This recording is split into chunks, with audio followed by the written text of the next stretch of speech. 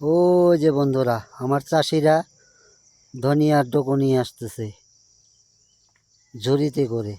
আর এই ডোকো বা ঝুড়ি যে বাঁশ দিয়ে তৈরি হয়, সেই বাঁশেরও ভিডিও করে আমি আপনাদের দেখাবো। মাথায় করে ওই সেই নিচু থেকে কত পরিশ্রম করে ওই টোকরি নিয়ে উঠতেছে। দেখুন, একদম খাড়া রাস্তার মধ্যে পাহাড়ের লোক কত পরিশ্রমী হয়।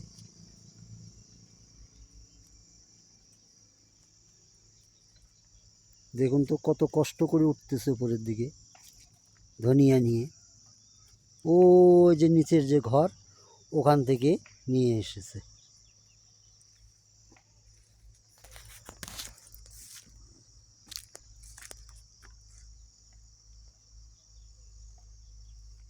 যে কাকির বয়স 60-এর উপরে।